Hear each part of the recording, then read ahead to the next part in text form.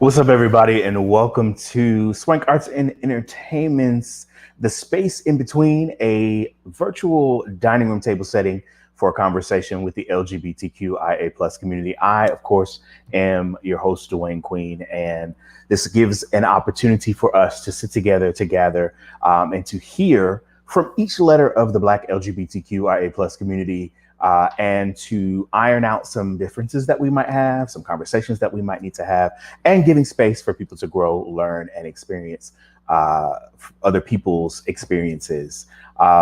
This idea came to me from a platform that I sat on during this pandemic where people of all different walks of life in different spaces have come together. And I had the opportunity to have a conversation with an intersex person, which was something that I had not ever done.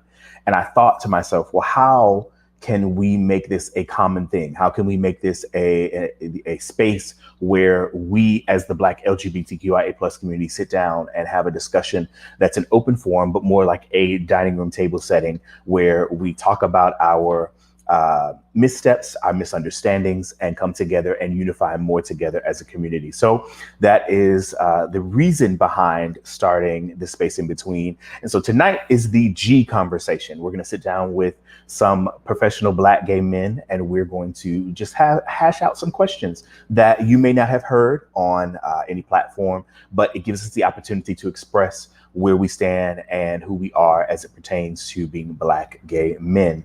So without further ado, I'll introduce our panel. Tonight we have Minister Ashton A.J. Tolton Reynolds, Operations Director for He Is Valuable Incorporated. He is also the Assistant Creative Director for the Vision Cathedral of Atlanta. He's a content manager for the I Elevate Media Group, and he's also a part of the Democratic Party's LGBTQIA plus advisory board. So without further ado, we're going to bring in Mr. A.J. How are you, sir? I'm wonderful. How are you? I'm wonderful. Thank you again for being a part of such a necessary conversation. Up next, we have Mr. G. Smalls. He's a husband, a father, an entrepreneur, life and relationship coach, and an author of Black Enough, Man Enough. If you do not have a copy of the book, I implore you, please, on any platform, you can find his book, especially on Amazon. Get your copy. I have a copy. It is a great, open, transparent book. He is also part owner of the restaurant Virgil's in College Park here in Atlanta, Georgia, which is named after his father. And if you have not had the egg rolls and the pork chops, you're missing out. Listen here, I need you to get yourself to College Park when you are in Atlanta, because it is necessary to have. Been married to his husband, Juan, since 2009. He's also a partial creator of the Gentleman's Ball and the Gentleman's Foundation, and just named, along with 100 other of Georgia's most influential people, the LGBTQ community here in the Atlanta area. Ladies and gentlemen, Mr. G. Smalls, how are you? Thank you. I'm good. How are you? I'm good. Did I get it right? Did I get everything? You did. I appreciate it so much. I was like, whew. You better have that book ready. Thank you. That's what I got to plug the book because it's necessary. Listen, it's necessary. I wish I had I don't have everybody's book. But I will make sure I get a copy because I am one of those kind of supporters. Also on the panel tonight, we have Nathan Hale Williams. He's the president and CEO of Inhale Entertainment, LLC. He is Black. He's been named Black Enterprises Magazine Modern Man of Excellence. I didn't practice that. Forgive me. And also, he's the executive producer of the NAACP Image Award and GLAAD Media Award nominated film Dirty Laundry. He's author of 4 books, currently one, The True Diversity, Going Beyond the Pie Graph. He's also a board member of the Outfest of Los Angeles LGBTQ Film Festival, and he's also one of the board members of Emil Wilbekin's native son. Ladies and gentlemen, Mr. Nathan Hale Williams, who is, let's make sure, there he is. All right. So gentlemen, thank you first and foremost for agreeing to sit and have this conversation with me. I think it is something that is necessary and something that we have not seen often, we don't have the opportunity. There we go, Nathan. There we go. All right. We don't usually have the opportunity to sit down and unhash and talk about things that are near and dear to our hearts as far as community is concerned. So I think this is something that is necessary. So again, thank you. I appreciate it from the bottom of my heart. Let's jump right in with some questions.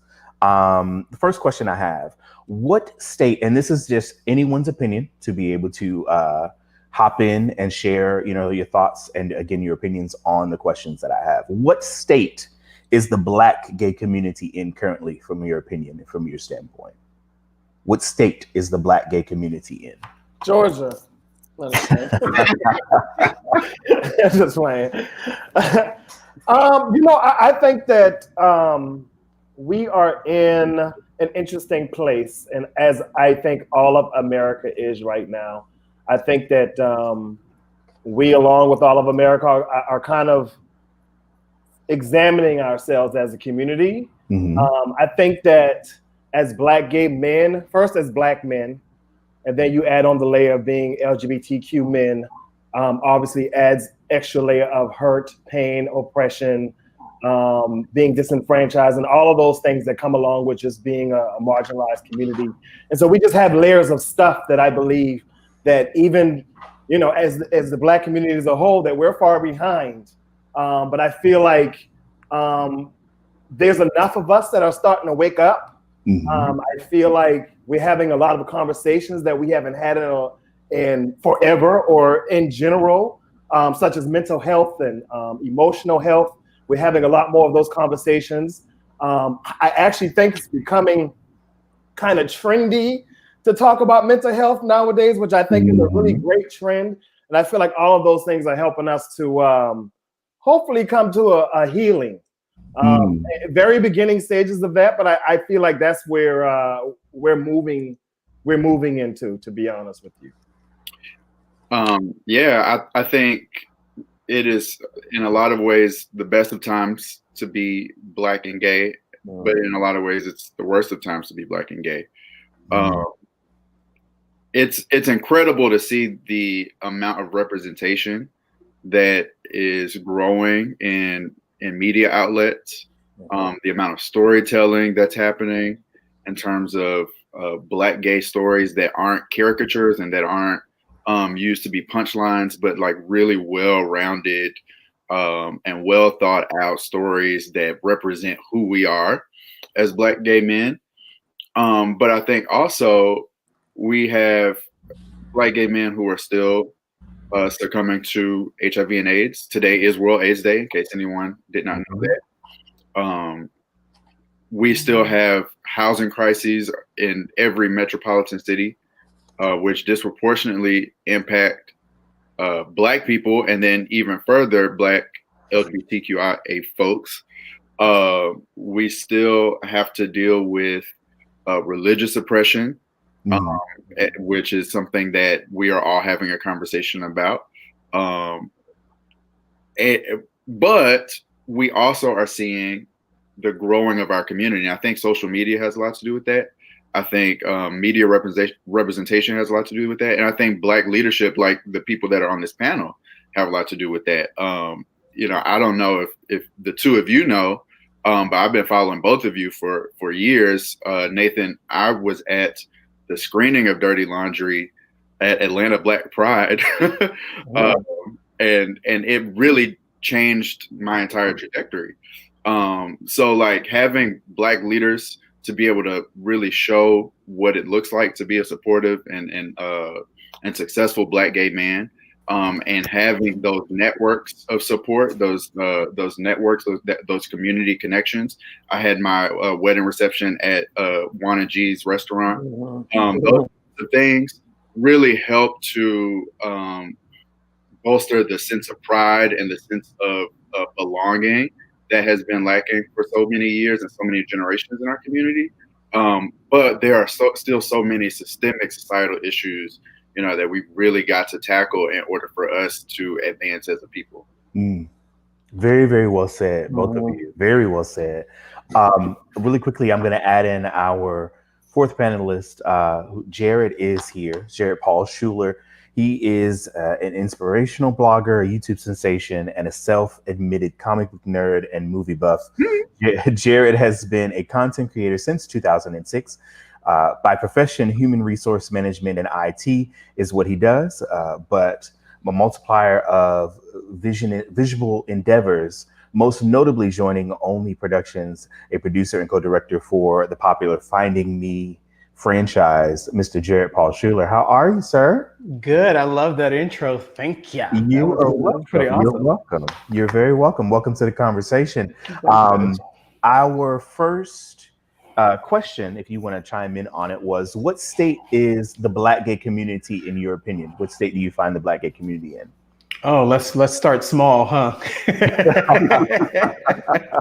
We don't do anything small. I don't do anything small. Where do I start? What state is the Black gay community in? You know what? I don't think it's in such a disarray of a state that we think it is. I think a lot of gay men base the whole understanding on relationships. And if I'm not in a relationship, then my life is not great, right? Mm-hmm. And then you get in a relationship, you're like, this shit is work. So it's really just not the basis of it being that bad. I've always come from a point. I'm a Black guy from the Bronx. I've moved a lot. I've lived around the world. And a part of that is really being able to see things through a different lens. And growing up gay, you, especially in my generation, I'll be 40. God, you forget how old you get. How old am I now?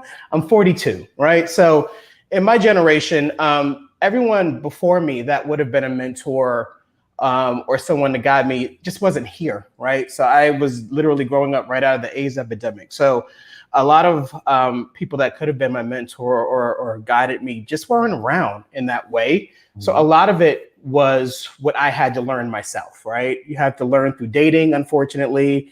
You have to learn through you being seen as a sex object and not really a human.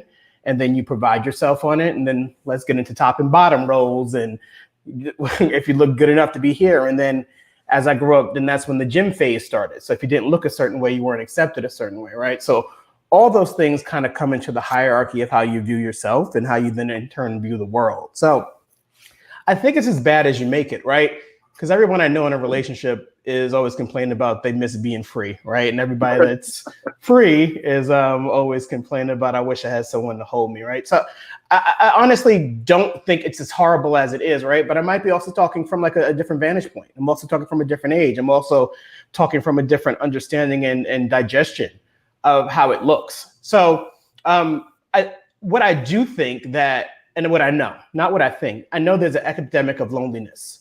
And I have really realized that through this pandemic, there's never going to be a time in our generation, gentlemen, that the whole world stops. That's it, right? So we could look at it two ways. We could say, I can't wait to get us back to normal, which is no such thing anymore. Or we could say, what is the universe trying to teach me in this settled time, right?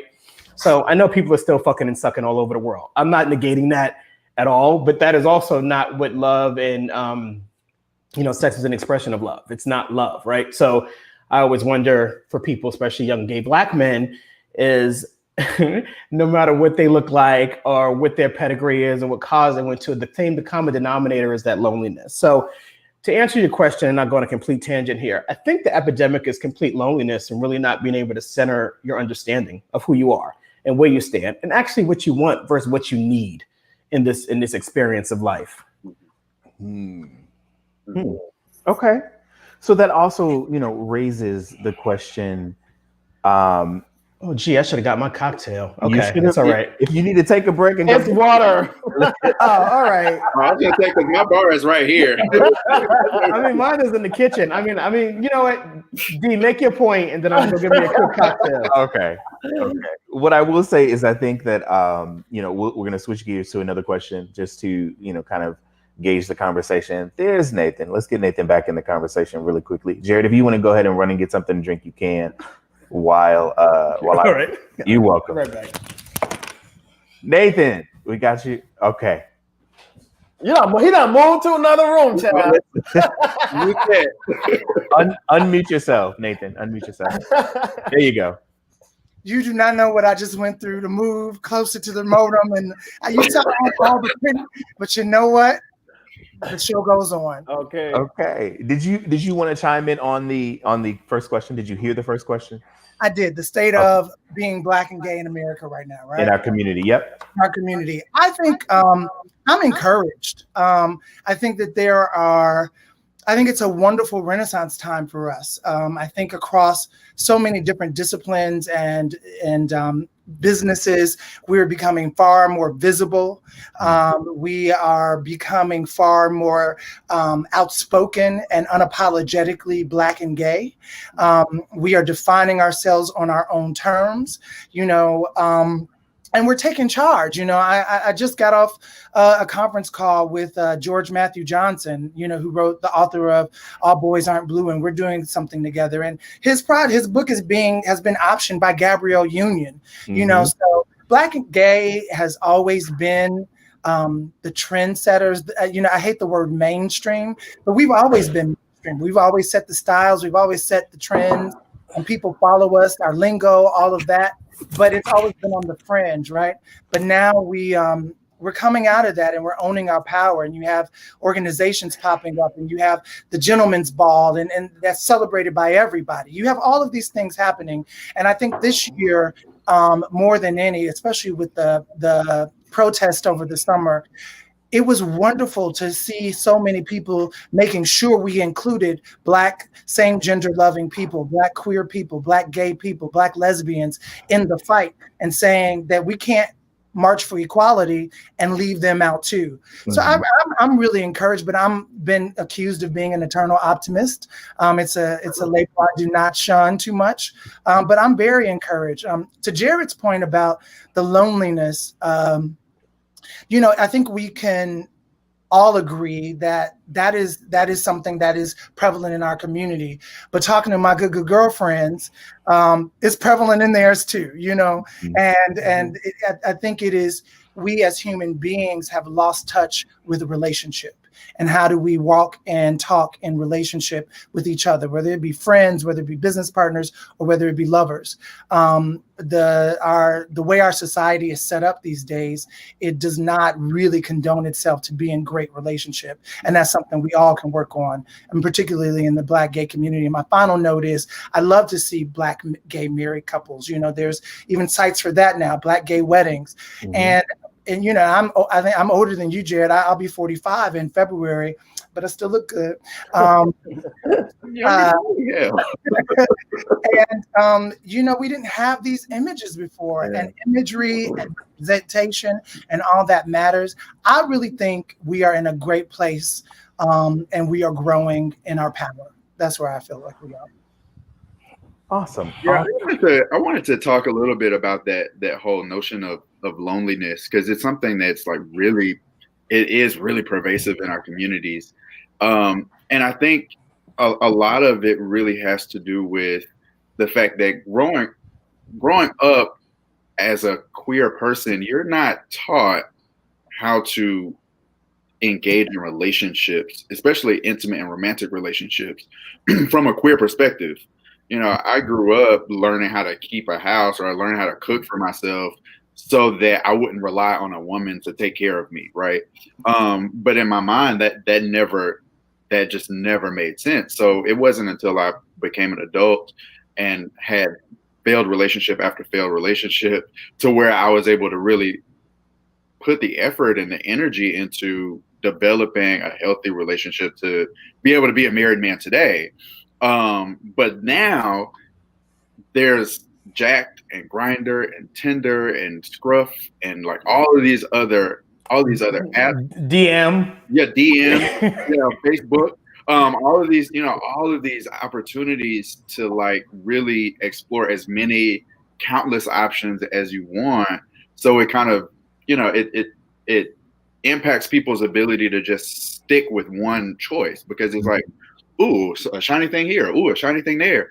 And it doesn't really allow people to like do that internal work to say, okay, this is the person I'm going to choose, and I'm going to figure out how to make this work. Mm-hmm. Even if there's something else over there that could potentially be a viable option, I'm going to invest my time here.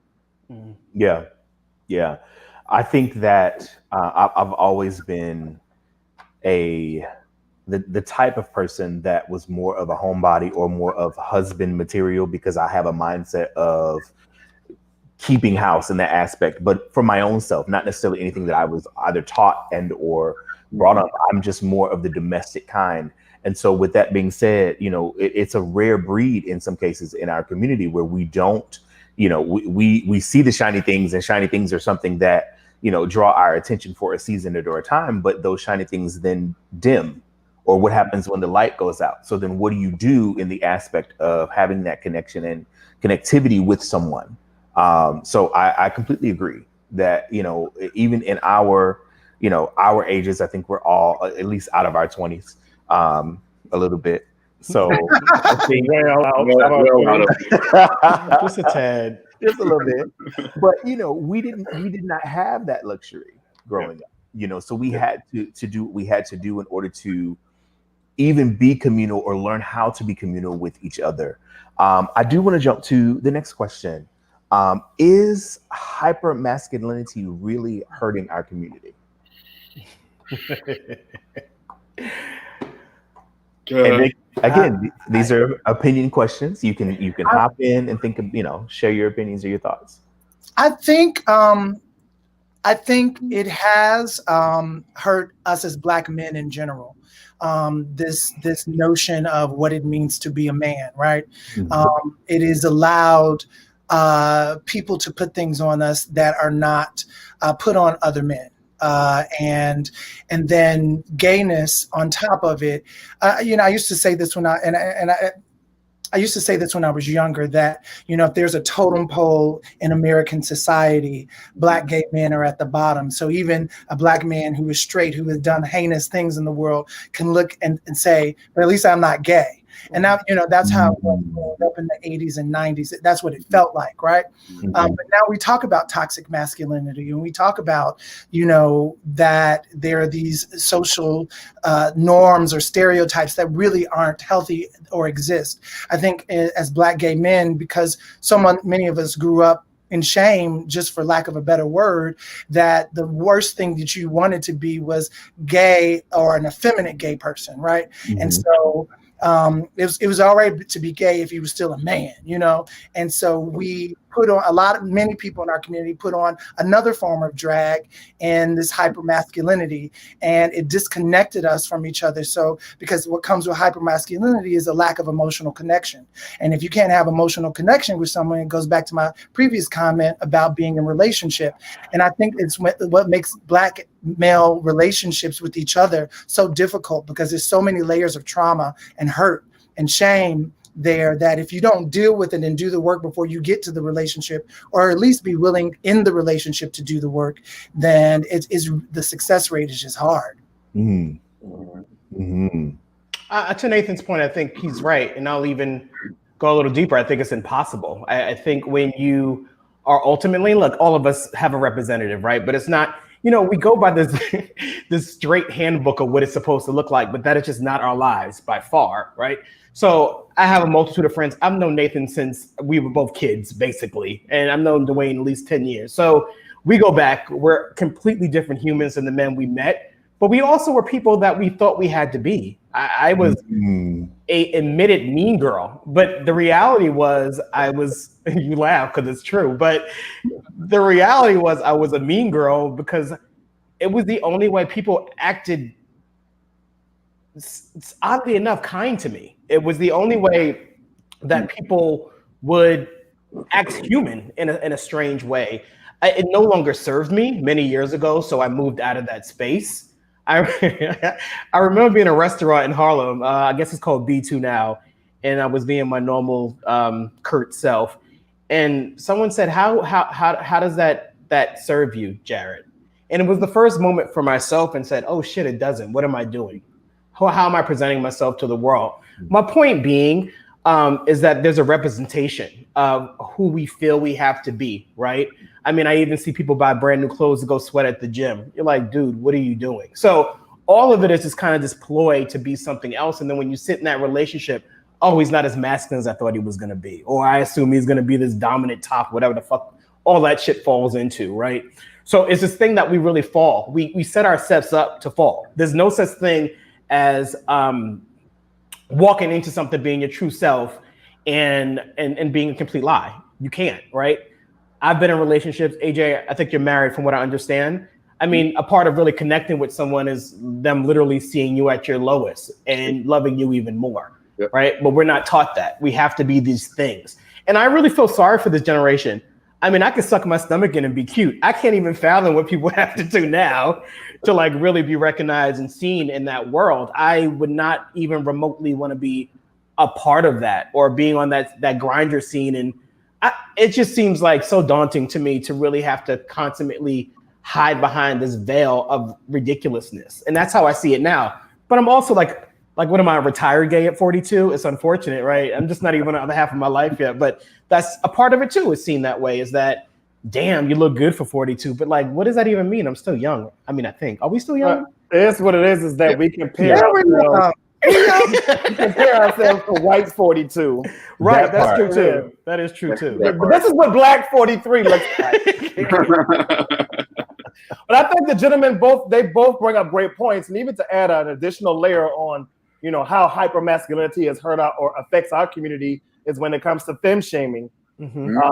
You know, there's a lot of bottom shaming and femme shaming, and that's just in America in general. But when you get down to the Black gay community, I think it just adds an extra a layer of that, and we're men, you know, and it on the flip side, it doesn't allow you know, the masculine type to just be who they are, because I believe, I mean, people are naturally masculine, they're naturally feminine, they have both masculine and feminine ways, but the hyper is when they feel like they're not enough. And I feel like when it comes on the other side and we're femme shaming, you can't even allow somebody who just to be themselves. And I feel like that's probably the detriment of our community, is that separation between what it means to be masculine, man enough, you know, what it means to be feminine, and how that plays into gender roles as well. Mm-hmm. Yeah, I think really it's just another stratification of white supremacy. Mm-hmm. So Black people, in particular Black men, have traditionally just always wanted to, you know, get higher up on that social ladder, and the only thing that that a Black man and a white man have in common is the fact that they're a man. And so I think in the Black community, what happens is a lot of men, especially those who are not who are straight, they really invest way too heavily into that in order to try to enhance their social status or enhance their access, or to like make themselves not feel less than or lower than, because white people have always made us feel that way. Mm-hmm. And I think when you add another layer of sexuality onto that, it just exacerbates it even more, because you have to deal with the pressure of this masculine straight man who is trying to get as close to whiteness, so to speak, as possible. And then they are now also, in order to get closer, belittling and bashing you. And so that makes you want to try to be more masculine or butch it up, or like put on whatever this drag. I think that was Nathan that said that. And it really devastates our community. It devastates our choices in dating, and how we choose friends, and most importantly, how we feel about ourselves. I think, you know, one of the things in the last 5 years that I have come to terms with myself is really learning to embrace my femininity and embrace, you know, every aspect and every inclination of myself, because for the majority of my life, I've been trained, you don't do this, you don't show emotion, you don't cry, you sit this way, you talk this way, you act this way. Man up all the time. Yeah, you know, stop crying like a punk, all of those types of things. And it wasn't until, you know, I really said, okay, I'm going to love me. I'm going to focus on me, and I'm going to express myself how I want to express myself. That I really began to develop healthier relationships with other people. So I do strong. I can't remember what the exact question was, but I do think the toxic masculinity is incredibly dangerous, in particular in the Black queer community, because it's just a further stratification from this white supremacy society that we live in. Now, the answers that were given were all seemingly from personal experience, obviously. Is there a direct answer for the younger community coming up behind us? Is there a direct answer for the conglomerate of Black gay men in the community? You know, Dwayne, it's crazy you say that, because, I'm not young in that way. I'm not hanging out. Like, the greatest thing is, like, I got home by 9 o'clock if I'm out, right? I'm like, thank God. A part of it for me, and what I just like kind of just watching, is the generation after us has so much access to be themselves. It seems it's a lot more accepting, right? In a different way. I mean, I couldn't remotely be like gay. And like a part of it too is like, who do you get ostracized? What's worse? Ostracized by the world or ostracized by your family, right? So I'm either going to just pull it up. Like, and I've had family members. I mean, I've always been gay in my family, and people were pretty accepting. No, they were very accepting, and I was lucky in that way. But it was always, pull it up, Jared. Pull it up. And I'm like, I was just queening out in the kitchen 10 seconds ago because your boy came over. I got to pull it up. I mean, it is what it is. But to answer your question, I think this generation does have a vehicle to be themselves, which I praise, because honestly, if I was able to completely be who I was, I don't know where I would be, because I was behind the veil of always trying to be accepted by people that didn't know how to accept themselves. And that's a grown man understanding. As you grow, you're like, why am I trying to fold into people that don't know themselves, right? Now it seems nonsensical. Then it seems like, oh, they know how to get in the club for free. I remember me and Nathan used to walk to the front of the line and just walk in. And at the time, wow, I've arrived. Now I don't give a fuck, right? So I still don't want to wait in the line. I don't either. I just won't go. We're like, you don't know nobody? We ain't going. I'm like, I'm not going. No, I'm not doing that. But my point, Dwayne, is that I think there's a lot to it. I think we as an older generation, maybe need to do a better job of really being able to say, I mean, I've had like young men hit me in my DM, like, and they think I'm like young and available and shit. And I'm like, hey, how are you? And when it doesn't turn to something sexual or flirting, they're like, God, you don't like me? And I'm like, where does this self-esteem come from? You hit me up. Like, like if you don't get it, then you don't get it. But I think we as a generation that survived a lot of shit, I've had a lot of friends pass and all kind of shit and seen a lot of things. We might need to really do a better job of saying to people that are coming up and saying that I'm actually here as a ear. I've seen it. I've done it. I've been in relationships. I've worked. I've seen it all.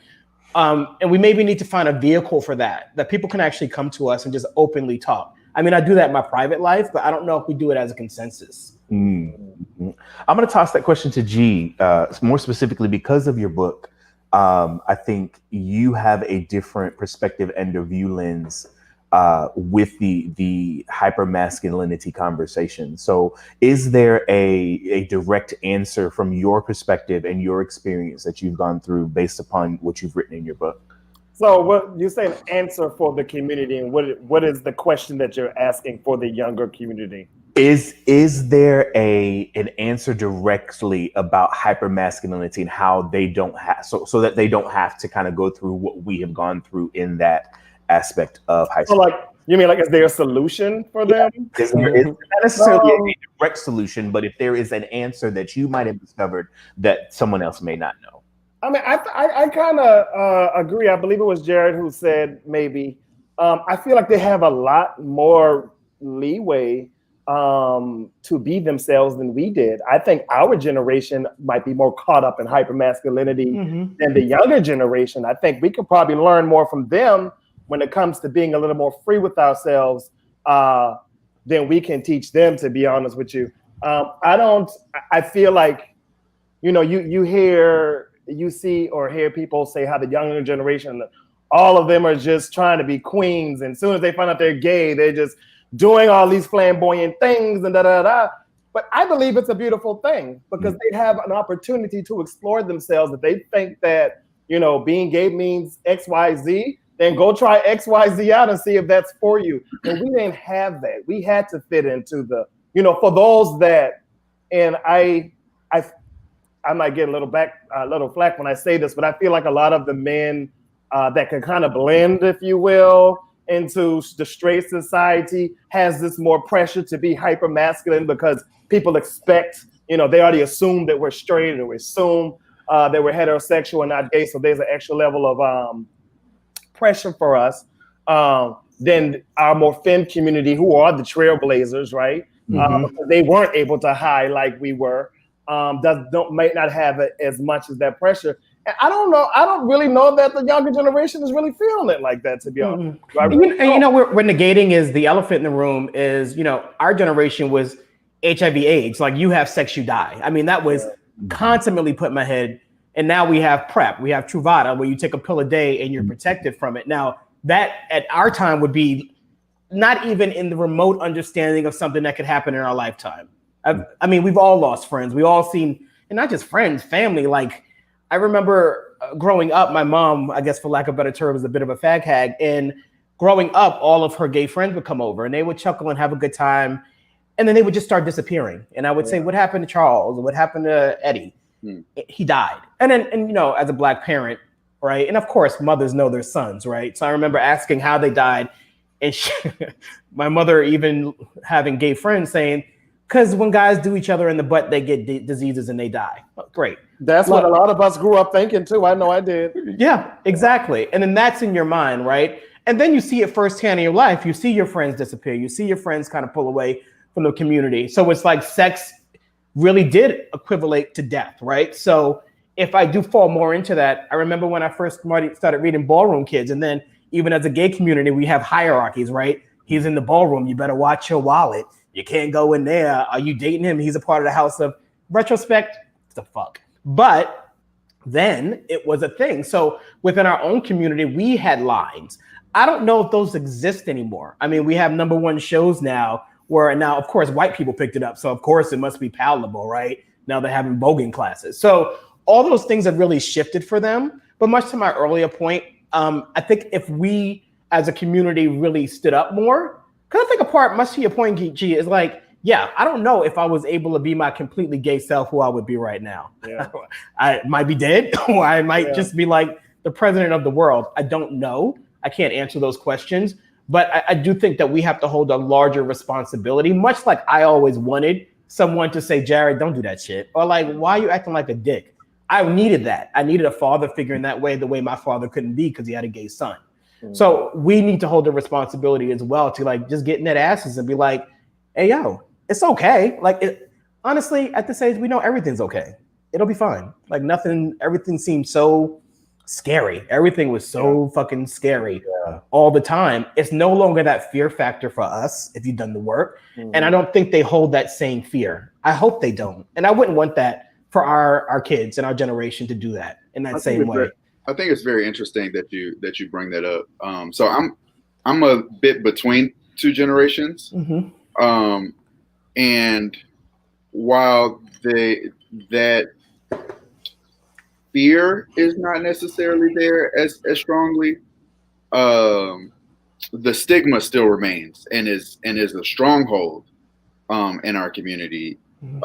So yes, we have PrEP and yes, we have, U equals U, and we have a variety of different treatment options. And we have a variety of different ways to engage in like healthier and safer sex practices. And we have a more open-minded group of people. There is still a very significant stigma around HIV. I mean, it's crazy because you have all the facts, you have all the evidence, you have all the knowledge, you have access to it the same way you have access to someone's DMs, you have access to the education and the knowledge. And you may know it and still promote things like I'm clean and post things like, could you date somebody living with HIV? Or, post things like, don't go to Atlanta because them girls down there, XYZ. So like that stigma still just is relentless. And so while it is something to celebrate that this younger generation is freer to be more expressive, I think it still is important that we remind them of the level of responsibility that goes into how we talk about each other, how we support each other, and how we show up for each other, and how we protect each other, because that stigma is probably the deadliest thing in terms of the HIV epidemic, because people have access to the things that they need to protect themselves, but if they're still ashamed to seek it out, they're not going to, and they're going to continue to engage in the things that killed those who came before us. Can I just jump in on that?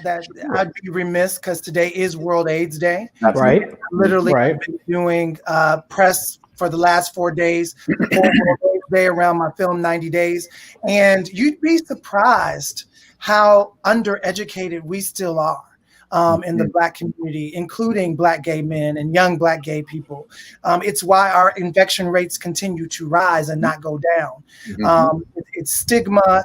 It is also, I always tell this to, I've been doing HIV and AIDS activism for about 20 years. And I always tell people when we get in these silos of the activists and, advocates, what we forget about many things is that we are human beings, right? And human beings are very unique, extraordinary machines. And so you can make broad sweeping conversations about our community, but each and every one of us, we're not a monolith, and when you start talking about sex, I think I'd be remiss to look at another generation and say, oh, you shouldn't do that, knowing good and well I did everything that I'm telling you not to do. Because when you get in the heat of the moment, all of that information, and you have people who are world-renowned HIV and AIDS activists who were not positive when they became HIV and AIDS activists who are now positive. So explain that. It's because we're human beings, and human beings do things that are not necessarily, a lot of times, not in our best interest. So, and let's just be able to say we're human beings, and the most natural way to have sex is without condoms. Yeah. And so we fall into that. Let's just say that. I mean, nobody likes to use them, but we do it because we have to. At least some of us do it. Some of us don't. Yeah. And don't add alcohol and drugs and and all of that to the self-esteem. Yes, self-esteem. And my last little point to this, I talked about this earlier on a radio thing. My journey to self-love it's really started when I was 35. I didn't realize I didn't really love myself. You know what I mean? Like because you yourself and you whatever, and then you start really going to therapy and doing the work, and you're like, oh, I got some self-love issues, right? And there is no amount of knowledge and information that will change that. That's some inner work stuff that you got to do. That is some shedding of some bad information that you fed to yourself or someone else has fed to you about you. And it's taken me damn near to 45 to really, and probably this year is the first year that I can ever say that I, 98% there to self-love. And but I think that's a journey that so many people are on, and we don't talk about enough of that in our community too, that it is not easy. It is not easy because the world is always feeding us bad information. So good stuff. Very, very good stuff. Very good stuff. I think that lends itself to the next question that I have in regards to hypersexual behavior. Does it hinder or help our community, given that it is, World AIDS Day, and we are talking about, just protection and precaution and so on and so forth? Does it hinder or help our community? We have people that are sex workers and believe in sex work and think that is a safe space and a way for them to be able to make a living and do for themselves. But then we also have people in the community that don't believe in sex work and think that it hinders. And so that's where the question comes from. Does it help or hinder our community? I think both. Yeah, I think both. I think it depends on the place that it comes from and why you're doing it. I am pro-sex work. I love sex. I want everybody to be free and have sex. But yes, do we have sex for the wrong reasons? Do we look for validation? Do we look for it for all of these things? Yes, Just like, do we eat sometimes for the wrong reasons? Do we drink sometimes for the wrong reasons? I think if it's used for the wrong reasons, and a lot of us don't even know that we're doing it, we think we're just enjoying ourselves because we're not self-aware, because we're not aware of the trauma that we need to heal. So we seek this validation through sex. But I think if you're using it in a healthy way, it helps. And if you're not, it hurts. Mm-hmm. Yeah, I think that goes back to the conversation around stigma and shame.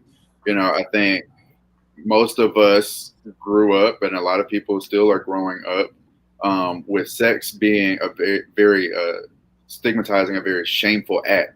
Yes. And a lot of us enter, especially Black gay men or Black queer people in general, enter into our sexual exploration under the shadows with, you know, wearing this cloak of shame.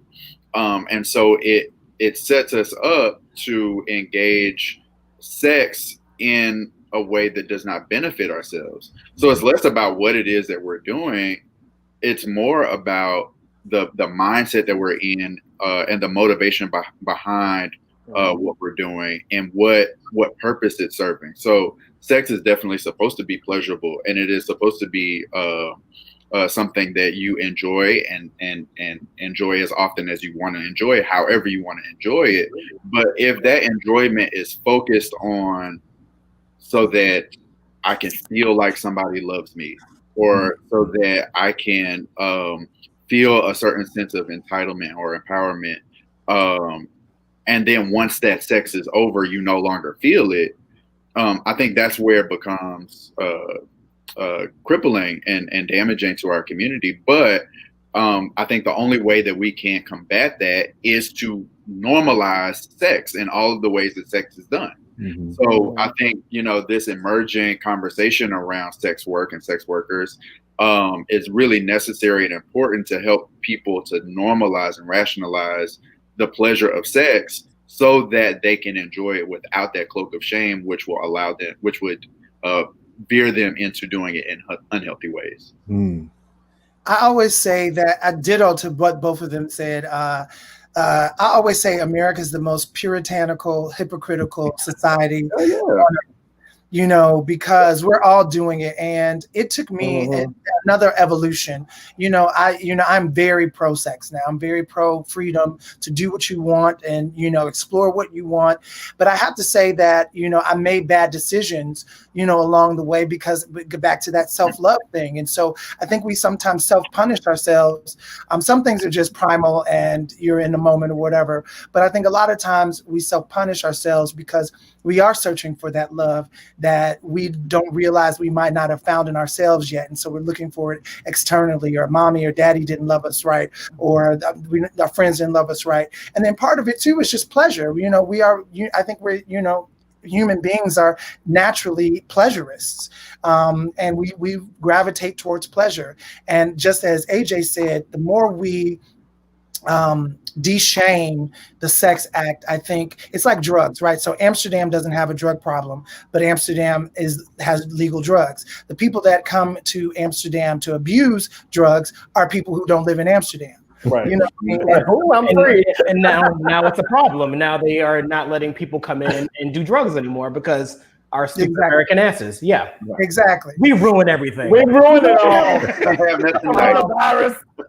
It's so funny you guys say that. I'm sorry, Nate, go ahead, finish your thought. Just my last little point was, for me, during my promiscuous years and all of that, I think the thing that changed around self-love is that I got tired of getting shots.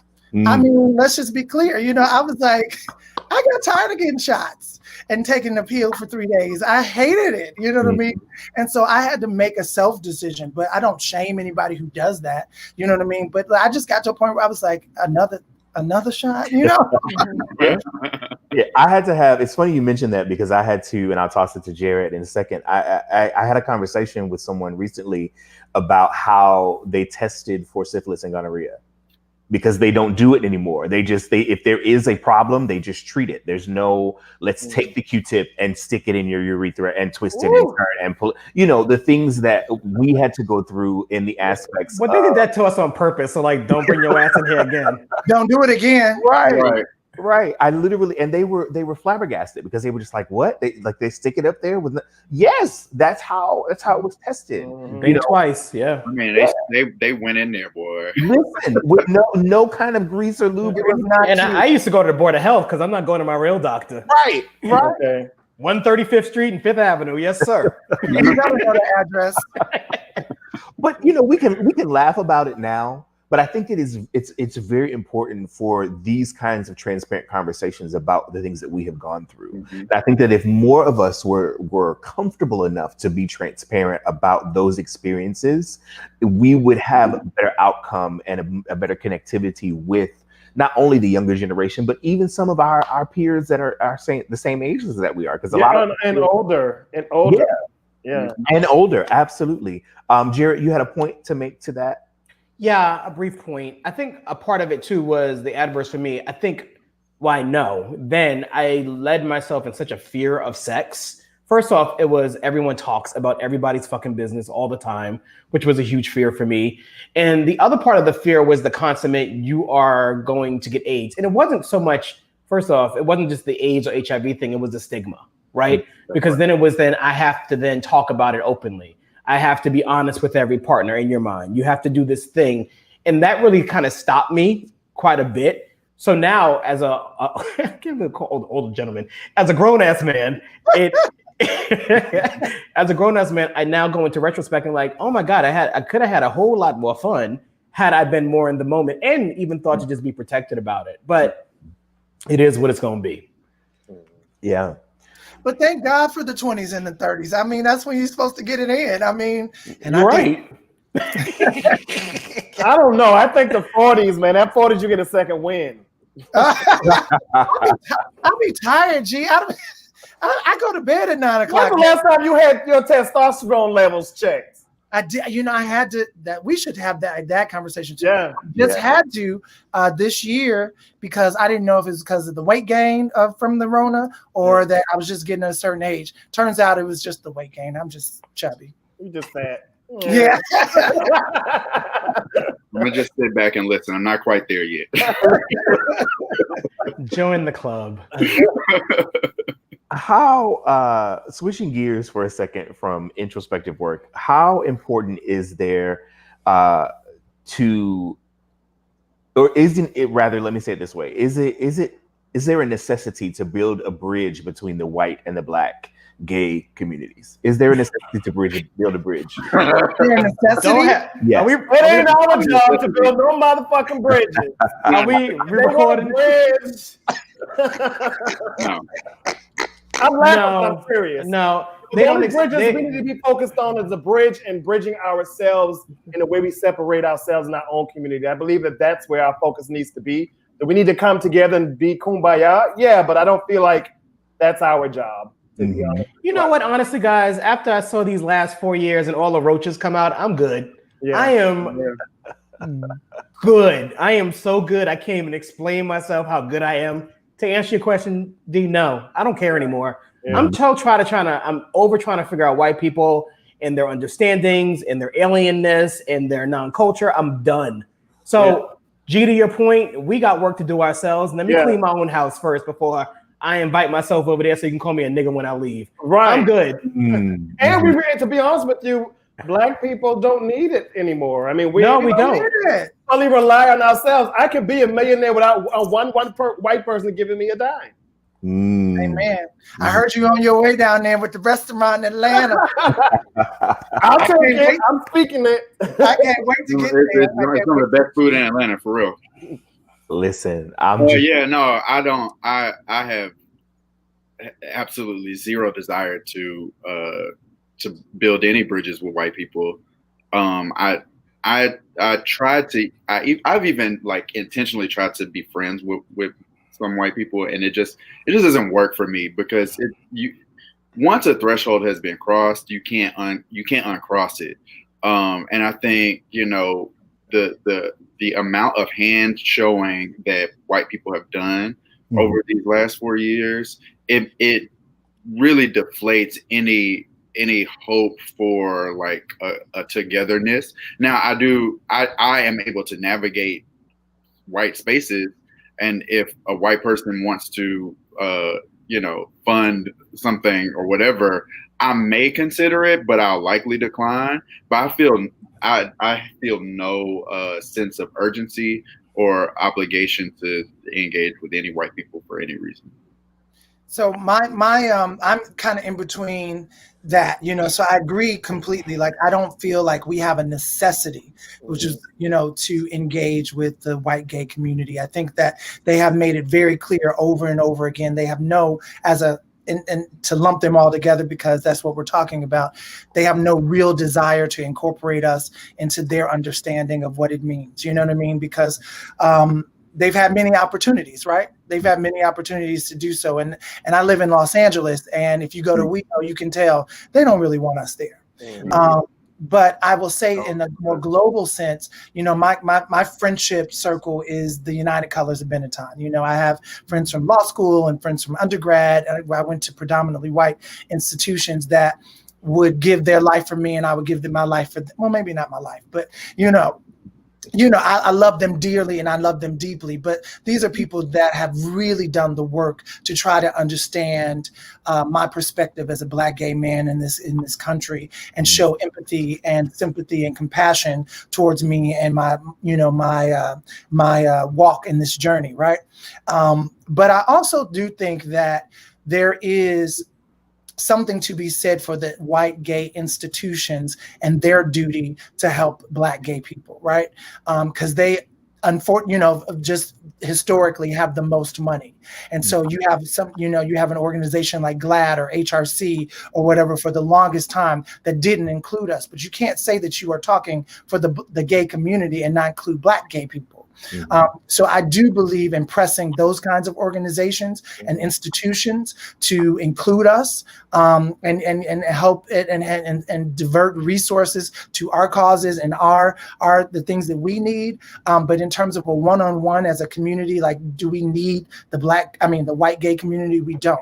We need the institutions that say that they are for gay people to support Black people, but we don't need to be at the Abbey and have them be like, "Welcome, Black people." Let's work. Right. Yeah. Very, very, very well said. Very well said, Nathan. And everyone, I'm not asking. It's no necessity. It's not a necessity. So I just thought it was an interesting question. It was. Well, we appreciate that. Thank you. Is our Blackness inferior to our queerness, or vice versa? I'm a Black man. Is our Blackness inferior to our queerness, or vice versa? Is our queerness inferior to our Blackness? I only say it's inferior. Sorry to cut you off, G. I think I would only say it's inferior because we can't be accepted by our own people holistically, right? So I would have to fall into my gay family, right? Do I have straight friends? Yes. Do I have straight brothers and relatives? Of course I do. But do I fall into my gay family? Absolutely, because they see me, they hear me, they get me. But if I was accepted completely by my family, could you imagine who we'd be as Black men if we were taken in by the tribe? As different and smart, and how we have to navigate through life. Could you imagine if we only had to navigate through life through white people here in America, and really be able to sit back in our tribe and get that love and appreciation that our rapist cousin got, that went to jail, and he's like, oh, but people make mistakes, right? So I think it's a hard question to answer. As a dream, if I was able to just organically be myself at that age and be completely transparent in who I was and discover openly, possibly. I mean, I don't know. What do you guys think? I think they are. It's like, to me, that question is like, what's more important in water, hydrogen or oxygen? It's water. Like, I am a Black queer man, like, and so all of those things take equal precedence in my life, and how I navigate through life, and how I see life, and how I engage with people, and how I make my decisions, and all those things. And I think one of the ways in which we can do some of that internal work that we were talking about within our communities is to always bring all of those pieces to the table. Mhm. So, if we are having, if we're at the gay summit, then I'm bringing Black to the gay summit. And if I'm at the Black summit, I'm bringing gay to the Black summit, and we're going to talk about it, and everybody's going to be fine and be fine with it. I'm not going to suppress one or another to appease, because I think that's where we reinforce those divisions that we find to be problematic. So no, I'm going to always bring all of me in every space that I go, and sometimes I even go out of my way because I'm not, some people would just assume that I'm straight. So I will like intentionally say some shit like, oh, well, my husband, blah, blah, blah, blah, blah, just so that we get that out the way, because you're not going to make any assumptions about me. I'm going to bring every piece of me to the room. Since y'all all married, can y'all help some brothers out? Give us the secret sauce. It's funny because the Atlanta guys on the panel are the married ones, and they always talk about you can't find a man in Atlanta. I don't know why they say that, because you trip and it's the Black gay guys, Don't mean they functional. Well, I'm getting to the age. I'll take it as I get it. G, what were you gonna say? Oh, I agree wholeheartedly with AJ. But just to make it a little, I always tell people I'm Black first, and I say that because I feel like my sexuality is something that I have. Oh, my Teddy Riley, no. I can't talk. I was Teddy Riley at the beginning. He was about to make a really good point. He's back. He'll come back.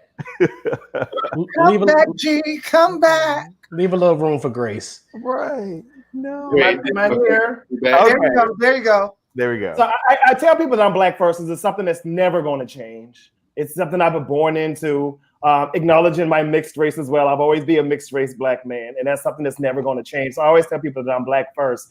And sexuality for me, from my experience, has something that's been fluid over the years for me. It's changed over the years for me. And so that's why I feel like it's secondary. It's secondary. Now, while I need to fill up, I'm going to show up as my full self in every room wherever I go, and I'm a whole person. If I had to say one was inferior to the next, I feel like my sexuality is second to me being Black. Ditto. I agree. Everything you just said. I mean, I know that we shouldn't be like ditto, but exactly. Ditto. Ditto. And like, it's so funny that, I halfway jokingly say, I could marry my best friend and she's a girl as long as she let me have a boy. You know what I mean? And so, and that's evolved over the years. My Blackness has been the same since February 22nd, 44 years ago. But so I always say I'm a Black man first. I walk in a room, depending on what kind of day it is, you're going to definitely know that I'm Black. You may or may not know that I'm gay. More likely you'll know that I'm gay. But the one thing for sure you'll know is that I'm Black. Yeah.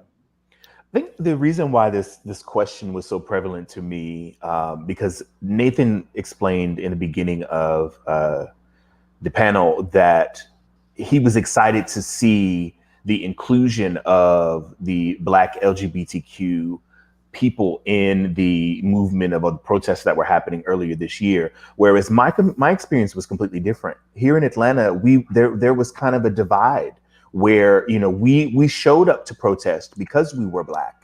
We showed up to protest because of the injustices, but in small pockets and corners, or whoever might have been the keynote speaker for that particular protest, did not acknowledge the LGBTQIA plus community and us being a part of the fight. And then that spawned other conversations. Is this our fight? This is something that because is it about police brutality? And then if we have the conversation surrounding police brutality, then let's put on the back burner the equality conversation with the LGBTQIA plus community. Let's handle this, major issue within the community first. But I can't fully support and be in the fight if I'm not welcomed to be there, or if I don't feel like I'm welcome to be there. And I'm not asking you to roll out the mats and blow the horns and wave the flags, but at least, as we are being willing to be public and supportive, I think we should be inclusive more. The society should be more inclusive for us to be a part of the conversation and the fight as well. Much to my earlier point, Dwayne, if the tribe accepted, could we imagine where we would really be? Yeah. Powerful, unstoppable. Well, I think that's a part of the issue too, right? Much like white people, if they not accept, that word is no longer here for me. But think about it this way, guys. If in this life, aside from just being gay, if Black people or anybody of color was given the same exact education and start, there'd be very little room for non-Black people.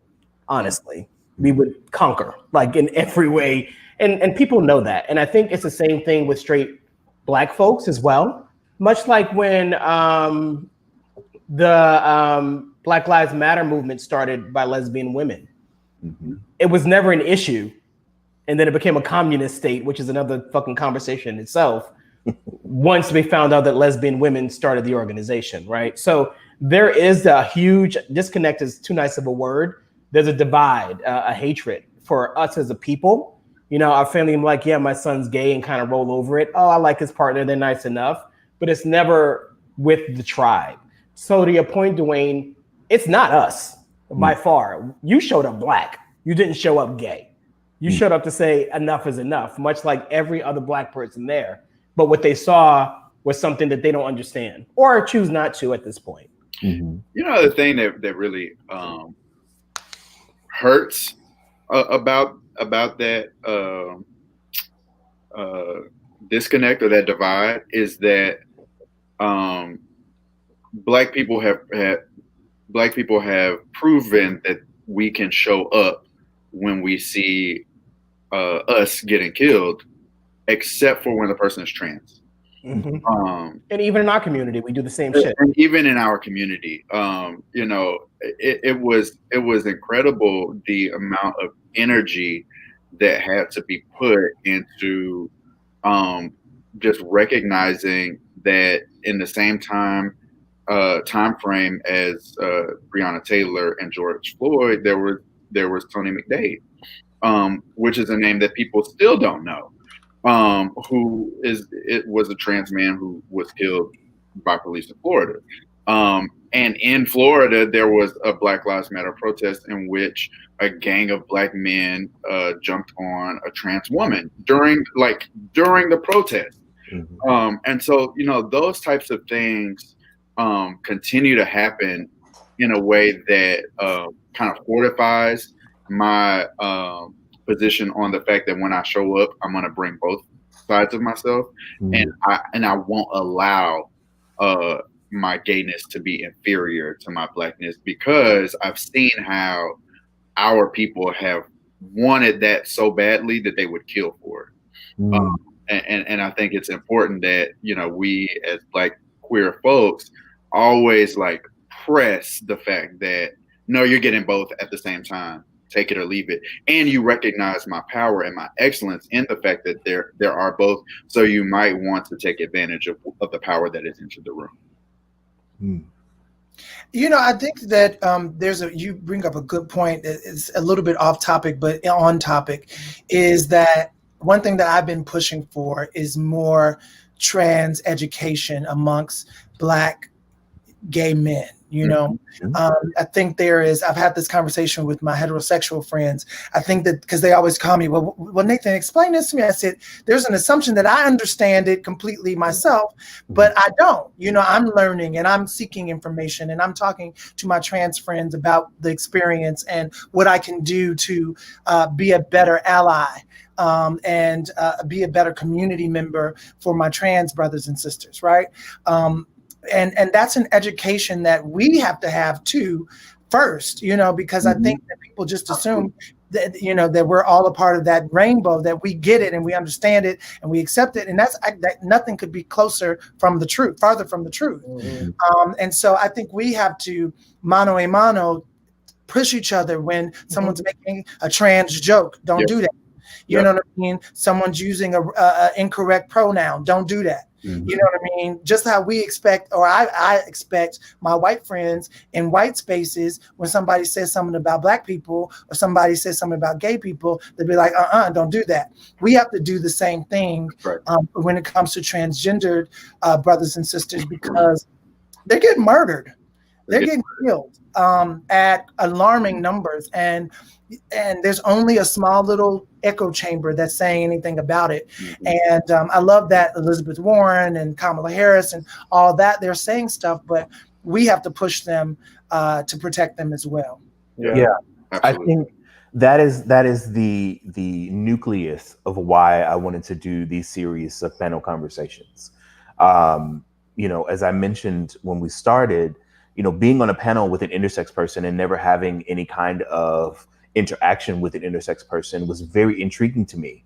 And having side conversations after being on this panel with this gentleman to kind of understand his experience and better understand, so that if someone asked me, how to define or how to explain what who a trans person is, an intersex person is, then I would be able to give them a correct answer.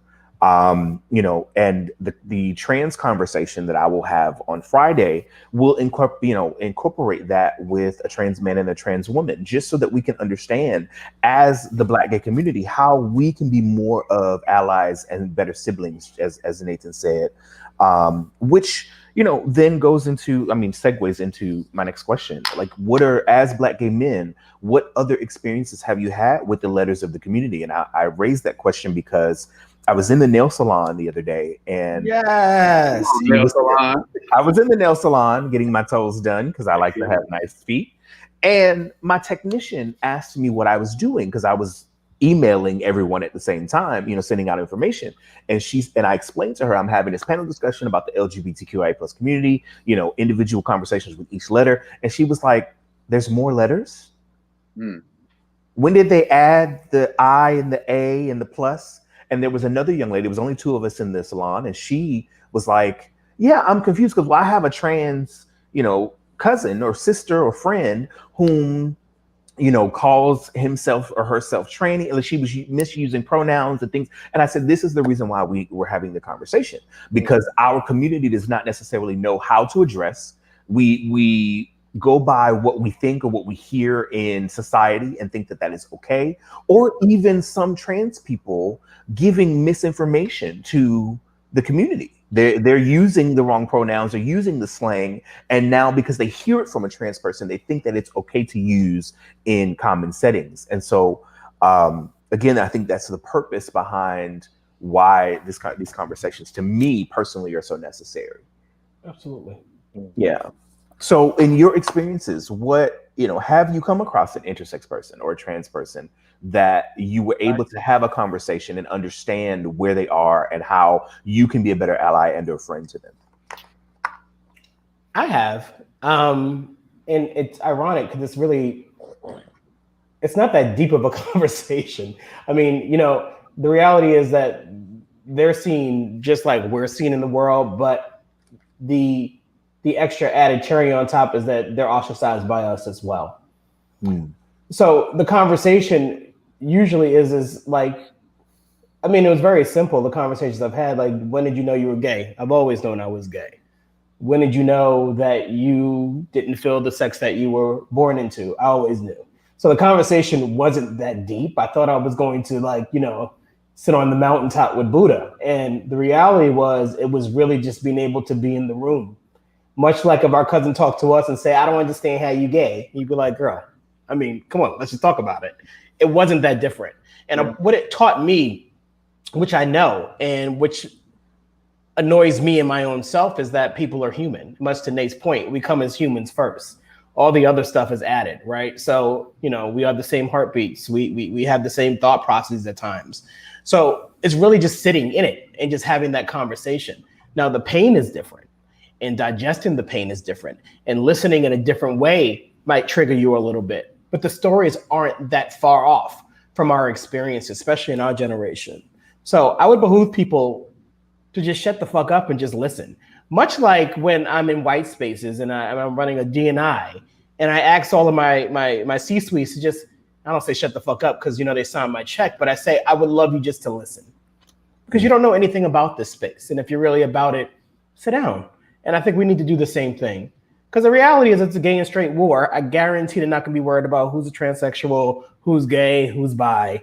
The reality is we are one, you know, much like me as black men, everyone in the circle, they don't care if we're gay or straight. If there was a race war, which was what, 3 weeks ago that we were nervous about it, they wouldn't have cared who we go and lay down with. And half of us ain't laying down with nobody anyway. So the reality is just sit in it and just leave space for people to understand and speak to who they are.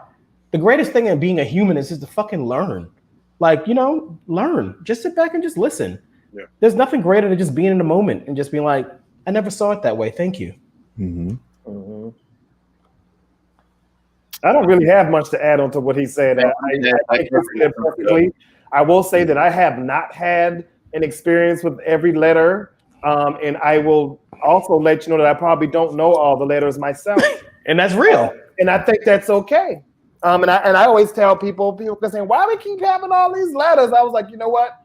Keep adding a letter, and if you feel like one of those letters don't fit you, add another letter.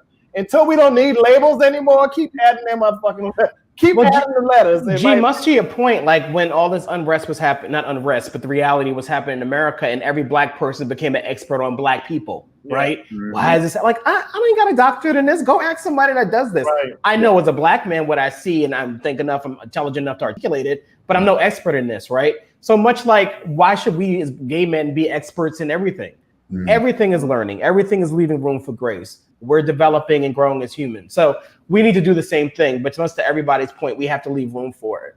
Yeah. Maybe we should challenge ourselves, G, and say, hey, go meet somebody trans, right? Well, we should go have those conversations. I got trans covered. I've never met an intersex. And, you know, one thing that I to go back to answering the question, when we first started doing the Gentleman's Ball, it was all about kind of celebrating men that look like me and Juan. You know, men that look like us on the panel. We didn't feel like we had our spaces. But, you know, then we was having this conversation, and there's this divide between all of the letters. And so we were very intentional about including all of the letters into our programming, into the celebration. And a part of that was inviting into the ballroom culture.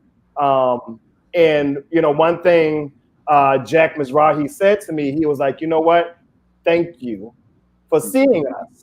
Because so often they have their own community and they're left out of the whole and they're shunned.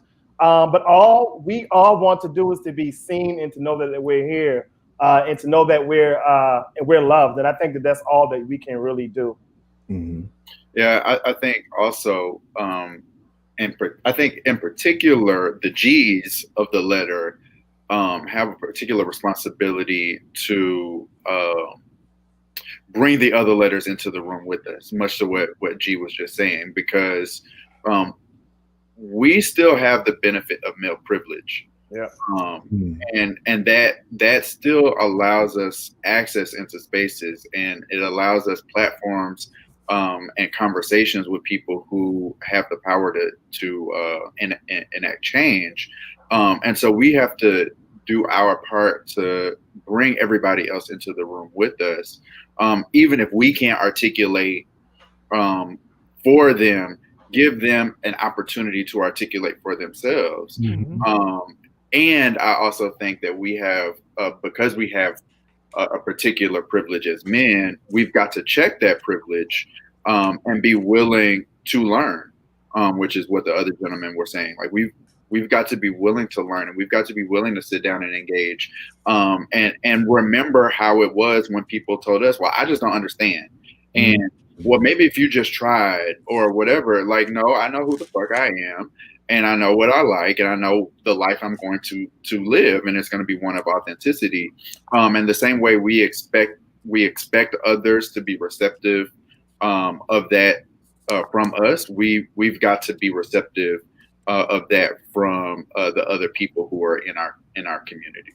Absolutely. Awesome. I agree with everything all the gentlemen said. It is about pushing yourself to learn and go outside of your box. But I also want to say that, and this is conversations I've had on organizations that I'm involved in, it's actually also okay too to say this is an organization, or this space is for Black gay men, or this space is for Black transgendered people. This space is for intersex people, because we want to talk to each other about our shared experiences. I think oftentimes we are pushed to, like, a woman can't join Alpha Phi Alpha for a reason, but a man can't join and can't be an AKA because, and I'm using fraternities just because that's the first, and you could be an AKA in your mind. We all have. But it's also okay to empower ourselves to hold court with other Black gay men only. And talk about our issues, because we got a lot of stuff to work out in ourselves, and then branch out and talk. That's But I think a lot of times we get people get on us for be like, well, why is it only Black gay men there? Because we want to talk to each other. We don't do that enough. We're not at the point as Black gay men where we talk to each other enough where we can be like, okay, everything's open. We still have a lot of work to do amongst ourselves too. So piggybacking on everything that everyone said, but also empowering us to know it's okay to have a space that's just for a certain segment of that rainbow. Shameless plug. That's what our organization here in Atlanta is. He is valuable. It is specifically designed to be a safe space for Black queer men to come and have conversations about our issues. Now, we will stand up for, we will speak out, we will advocate on behalf of other people, but we also, and we invite people into the room, but realize that you coming into this room, you're going to be listening to Black gay men talk about Black gay men stuff. And that's going to be what it is. And that's great. And it's fine. It's not even fine. It's actually great. You know what I mean? It's great. And we need to get the Black community as a whole need to catch wind of that so we can stop saying of color. Absolutely.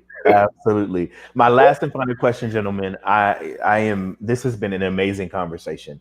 And one that I think is long overdue, and something that I think has spawned and will spawn other conversations to come.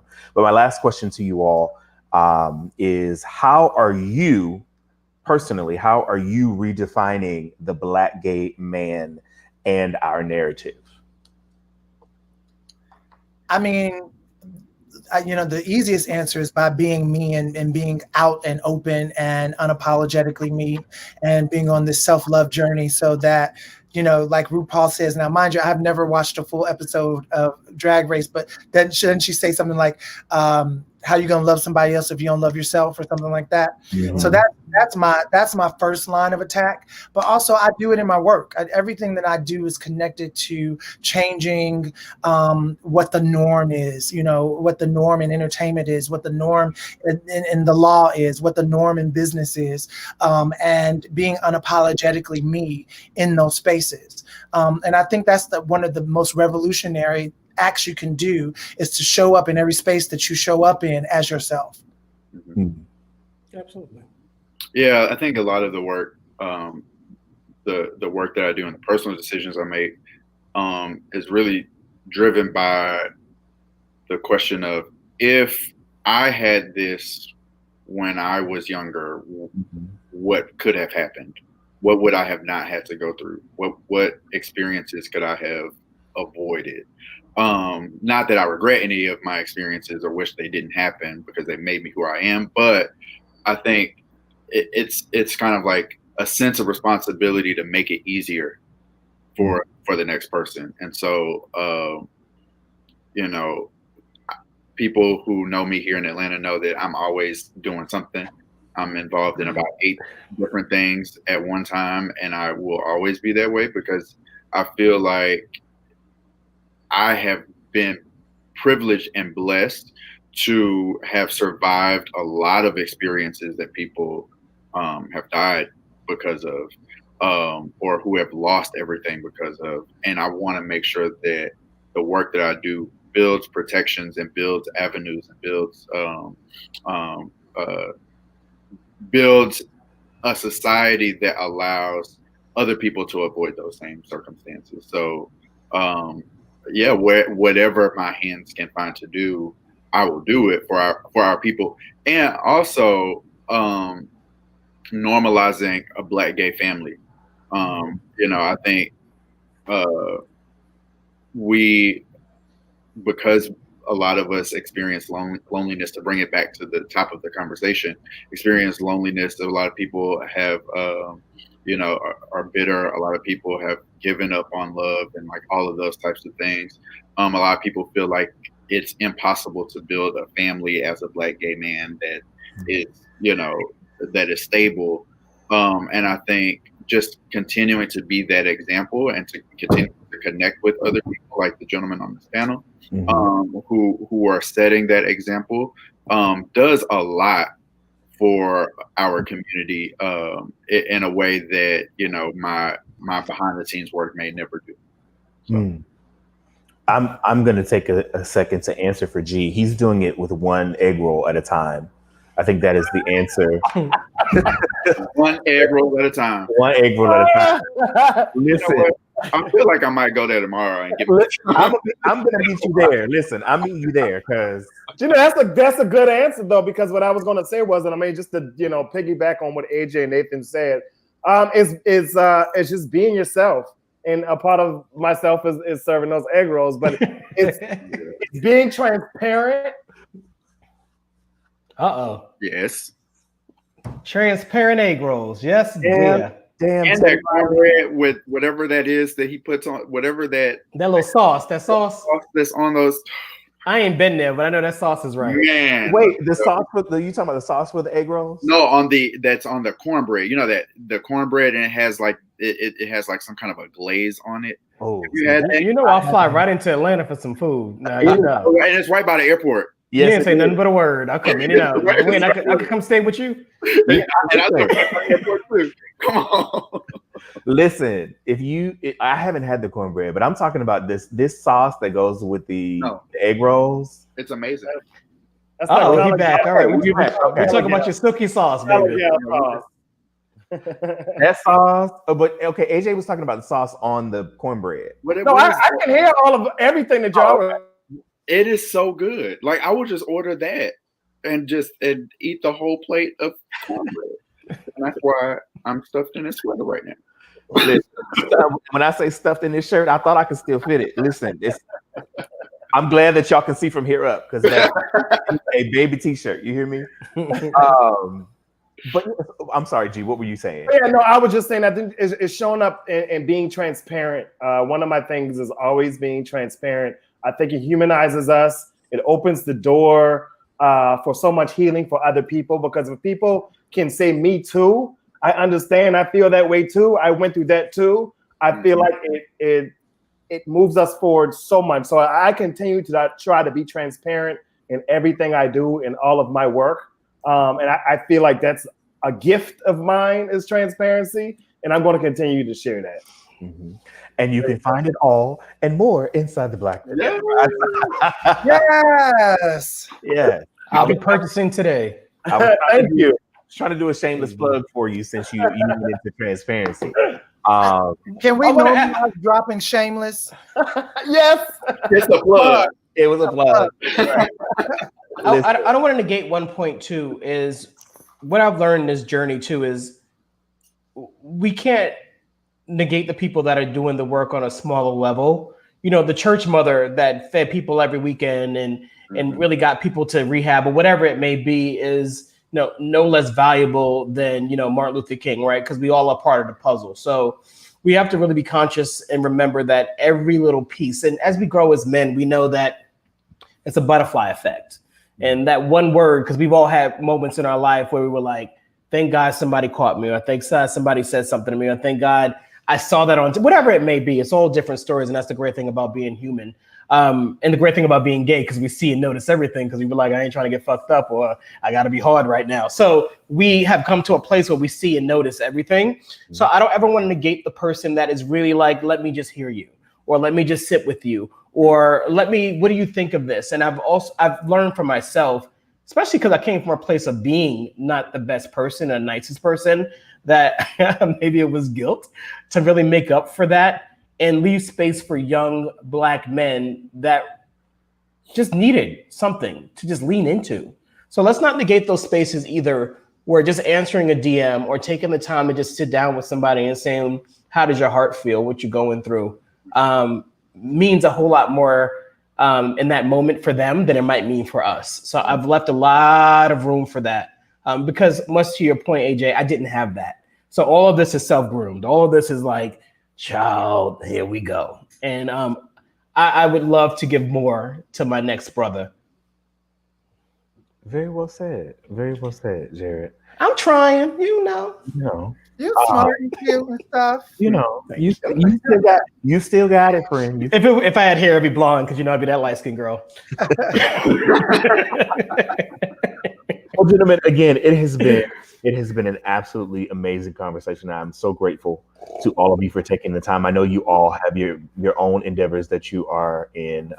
G is over there running a whole restaurant. Nathan is changing the face of. G, don't forget to say your restaurant. Say it out loud. Virgil's Gala Kitchen and Bar. Yes, I'm going to give him the platform to be able to say everything. So thank you. And so with that said, I'll give each of you the floor if you want to share where people can find you, and how they can get in contact with you. That'd be great. Okay, well, I'll go. So you can find me on Facebook, AJ Totten Reynolds, as it shows on the screen there. I just changed my Instagram. I don't remember what it is. I think it's Ashton J or something. I don't know. But you can find me on Facebook. I'm more active on Facebook anyway. I, of course, like I said, I am the operations director for He Is Valuable. We provide support services for Black queer men here in Atlanta. We actually have some things coming up in December, so make sure you follow He Is Valuable on all social media outlets to find out what's going on there. Also, I am a content manager for the new online on-demand streaming platform called I Elevate Plus TV Network. So I am looking for content that features Black queer stories. Hint, hint, Nathan.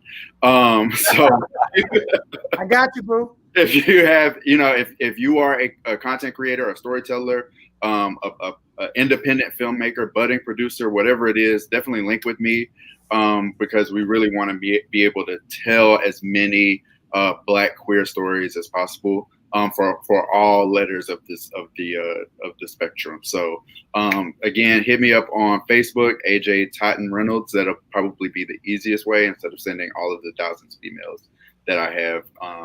Yeah. Well, you can find me at G Smalls, GEE Smalls, like Biggie Smalls, and from there you can link over to my restaurant or the Gentleman's Station. And also you can pick up my book on Amazon, as well as Apple Books and Kindle. So thank you, Dwayne, for this platform. Thank you for inviting me. I enjoyed sharing space and energy with all of you gentlemen, and I look forward to it again. Awesome. You're welcome, Nathan. Okay. Yeah, Nathan Hale Williams. I am at Nathan H. Williams across all of my social media. And you can go to my website, inhaleent.com, to know about my past projects, my future projects. And I'm just grateful. I'm grateful to be in this space with you all, grateful to Dwayne. And I'm just grateful to continue to grow and share love and help heal our community in a way that we take over the world, because we got the power and we got the talent. And I'm just humbled by just the greatness of this panel and just the greatness of us. And so I love Black people, and I love Black gay people, and I love myself. So that's it. And Mr. Schuler. I'm Jared Paul Schuler. I guess you can find me at the F word _ because I'm 40. I don't know. I guess I'm somewhat unactive. I am the director of HR at a place. So look, I'm just a regular Black man that used to do this stuff, and I am so happy to be in the room. You're putting the fire under me again. Dwayne's always like, where you at? So maybe here I am. So let's see what's going on. And again, guys, thank you so much for making the room and the time to come and speak with us. This fills my soul. And definitely during pandemic times, we don't even know what we're really missing. So this has really been some great food for me. I really appreciate you, men. And I appreciate you Black people, seriously. Awesome. Well, gentlemen, again, thank you so much. If you are watching with us, tune in tomorrow night as we will have this conversation in this platform for the lesbian community. We have a panel full of a variety of the lesbian community, and we're going to sit down with the L's of the conversation tomorrow night, same time, love it. 7 p.m. Again, I am Dwayne Queen, and you can find me. All of my handles there are Dwayne Q, or you can check out Swank Arts Entertainment, which is a multimedia production and event management company that specializes in panels just like this and so much more. And again, thank you for tuning in, and we'll see you guys tomorrow night. Have a good night, guys. All right. Good night. Be blessed, guys. Bye-bye.